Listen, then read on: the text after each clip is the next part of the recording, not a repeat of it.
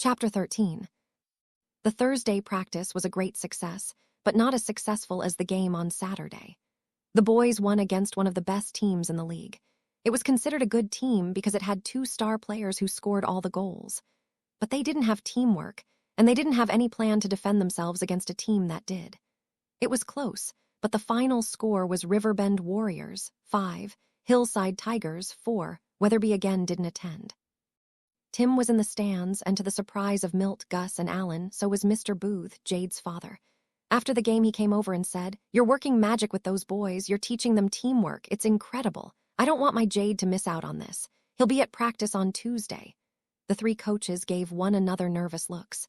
Finally, Milt spoke. "We've been doing some things differently, working plays, passing." "And you're worried about Jade's fitting in, right?"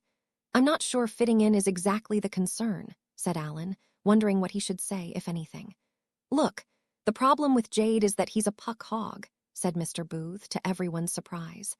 "He happens to be 6 or 8 months ahead of the others on growth, so he has a bit more size and better coordination.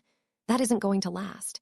He needs to learn to be a team player, or he's never going to go very far in life.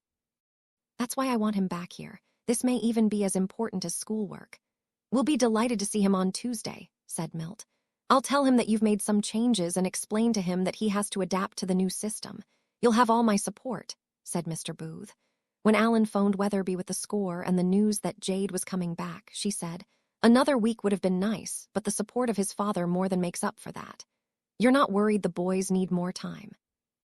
asked Alan. "We'll be fine. Jade will do well too, provided we get his goals for practice and games agreed on.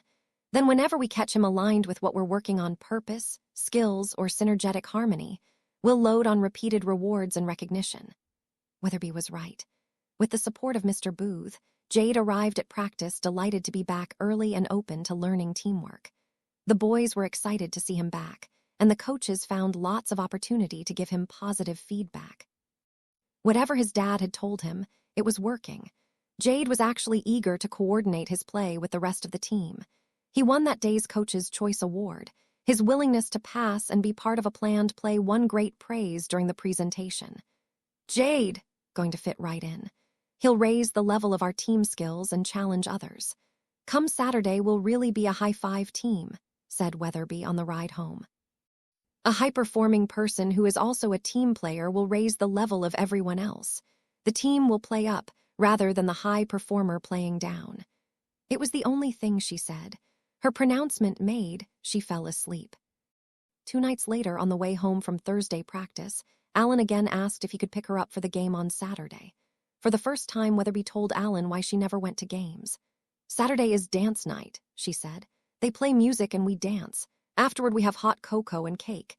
It's not very different from the dances I went to as a teenager. Even much of the music is the same." Alan was about to comment when Weatherby continued, "Saturday night makes going to games tough.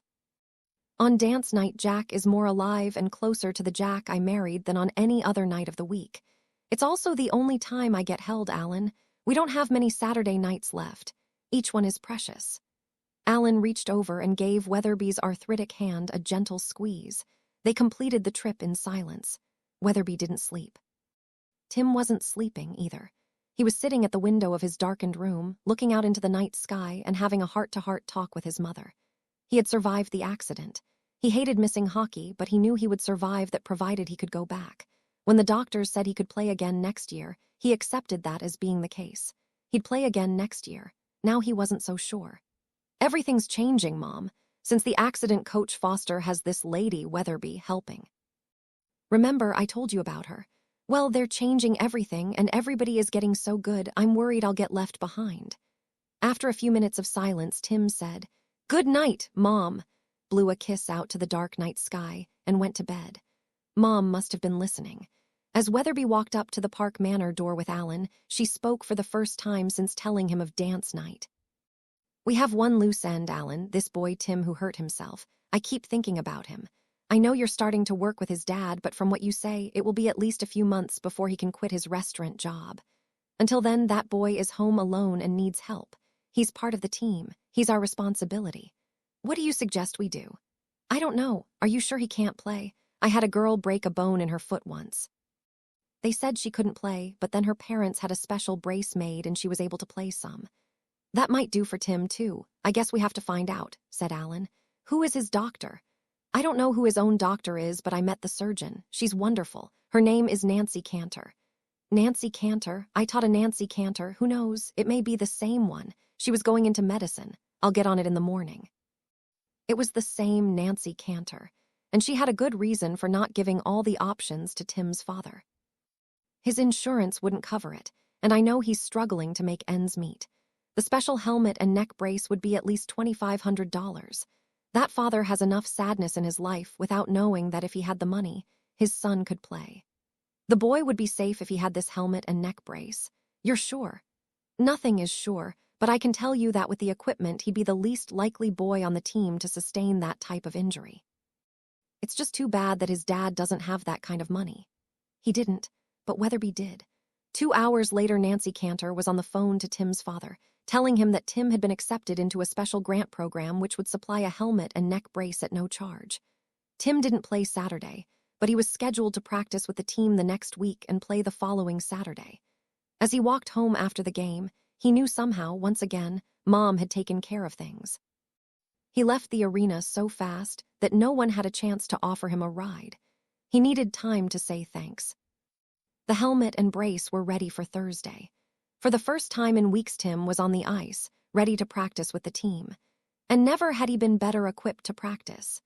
To his amazement and his father's, the program that Dr. Cantor was working with also provided new skates, a new stick, and a full set of shoulder, knee, and elbow pads. Tim's letter of thanks to the fund's trustees had been hand-delivered by Nancy Cantor, and using her computer, she'd created some wonderful stationery on which the fund's executive director, also instantly created, wrote Tim back, wishing him well. Tim skated slowly around the ice, getting used to the feel of being on skates again, and he marveled at his new equipment. Mom might not answer every time he called on her, but when she did. Over in the coach's box, Alan turned to Weatherby and said, "Some coincidence, isn't it? I give you Nancy Cantor's name, and the next day she's on the phone to Tim's dad with the most incredible grant program." Weatherby smiled.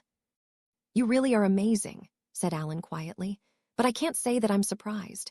When Milt asked me if you had any children, I told him you had more kids than anyone else I knew."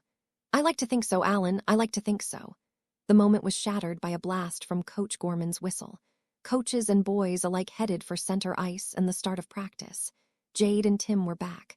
The Riverbend Warriors were again at full strength and ready to play high-five hockey.